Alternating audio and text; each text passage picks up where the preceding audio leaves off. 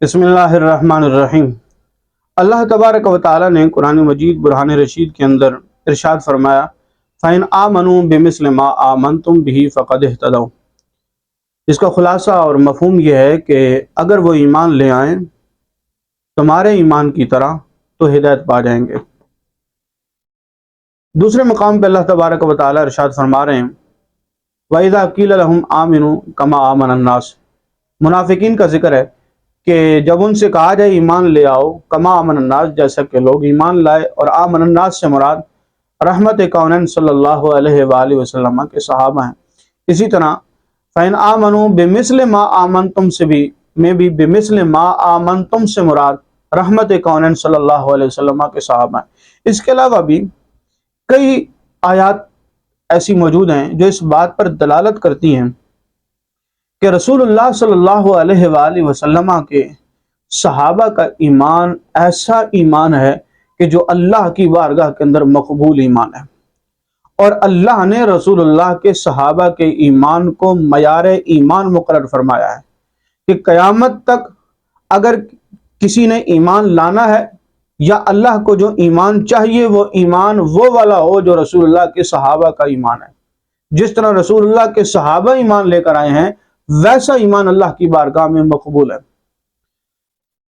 رحمت کونین صلی اللہ علیہ وآلہ وسلم کے صحابہ کا ایمان معیار ایمان ہے، اس لیے کہ رحمت کونین صلی اللہ علیہ وسلم کے صحابہ نے دین رسول اللہ سے سیکھا ہے، قرآن رسول اللہ سے سیکھا ہے۔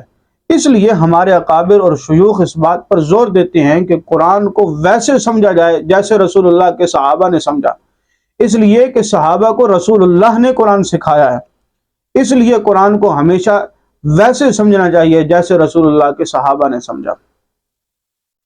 اب جہاں رحمت کونین صلی اللہ علیہ وآلہ وسلم نے صحابہ کرام کی ہر معاملے میں رہنمائی فرمائی، تو ایسا ممکن ہی نہیں کہ رحمت کونین صلی اللہ علیہ وسلم نے اللہ سے دعا مانگنے کے معاملے میں اپنے صحابہ کی رہنمائی نہ فرمائی ہو، ضرور رہنمائی فرمائی۔ اور کیا رہنمائی فرمائی؟ یا صحابہ کرام رضوان اللہ تعالی علیہم اجمعین کی زندگی سے ہمیں کیا رہنمائی ملتی ہے کہ صحابہ نے دعا کیسے کی یا رسول اللہ نے صحابہ کو دعا کیسے سکھائی؟ آئیے صحیح بخاری کی طرف۔ صحیح بخاری حدیث نمبر 1010 360 کے اندر بھی بآسانی میسر ہے۔ اس حدیث مبارکہ کے راوی ہیں حضرت سیدنا انس رضی اللہ تعالی عنہ۔ آپ فرماتے ہیں کہ جب دور فاروقی حضرت سیدنا عمر بن خطاب رضی اللہ تعالیٰ عنہ آپ کے زمانے کے اندر جب کبھی قحط پڑ جاتا تو حضرت سیدنا عمر رضی اللہ تعالیٰ عنہ حضرت عباس بن عبد المطلب کے وسیلے سے دعا کرتے تھے۔ یہ دور فاروقی وہ دور ہے جس دور کے اندر حضرت عثمان جیسے صحابی موجود ہے۔ یہ دور وہ دور ہے جس دور کے اندر باب علم حضرت سیدنا علی المرتضی کرم اللہ وجہ الکریم آپ موجود ہیں۔ یہ وہ دور ہے جس دور میں حضرت عبداللہ بن مسعود جیسا جلیل القدر صحابی موجود ہے۔ یہ وہ دور ہے جس دور میں حضرت عبداللہ بن زبیر جیسے صحابی موجود ہیں۔ ان صحابہ کے موجودگی کے اندر حضرت انس بیان کرتے ہیں، صحیح روایت ہے بخاری کی روایت، کہ حضرت عمر رضی اللہ تعالی عنہ آپ حضرت عباس بن عبد المطلب کے وسیلے سے دعا فرمایا کرتے تھے۔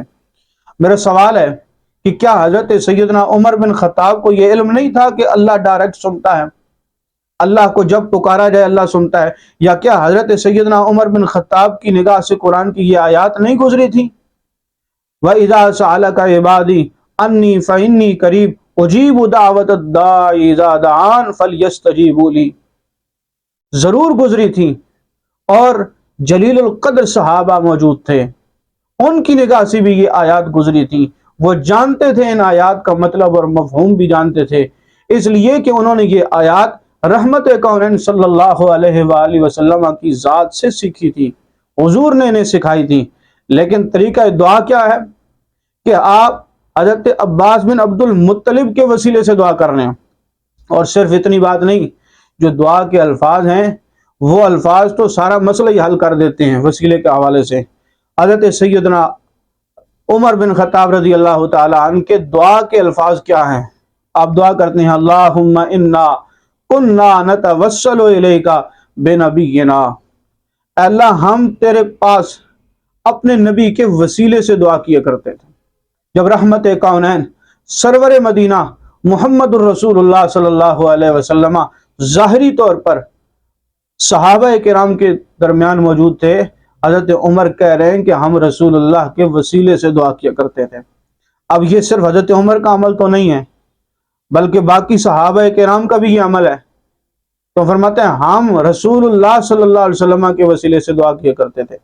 تو رحمت کونین کے دور کے اندر رسول اللہ کے جانثار، رسول اللہ کے مقدس صحابہ رسول اللہ کے وسیلے سے دعا کرتے تھے، رحمت کونین نے منع نہیں فرمایا۔ کیا ان آیات کا مفہوم الیاذ باللہ رسول اللہ کو نہیں پتا تھا؟ کیا رسول اللہ کے علم میں نہیں تھا کہ اللہ تبارک و تعالیٰ ڈائریکٹ سنتا ہے، یا اللہ کو جب پکارا جائے اللہ پکار کو سنتا ہے؟ پتا تھا، لیکن رحمت کونین نے ایک طریقہ بتایا۔ اسی لیے اکابر فرماتے ہیں کہ قرآن کو فہم صحابہ کے مطابق سمجھا جائے گا، اور وہ کیا ہے کہ حضرت سیدنا عمر بن خطاب رضی اللہ تعالیٰ عنہ آپ فرما رہے ہیں کہ ہم رحمت کونین صلی اللہ علیہ وسلم کے وسیلے سے دعا کیا کرتے تھے۔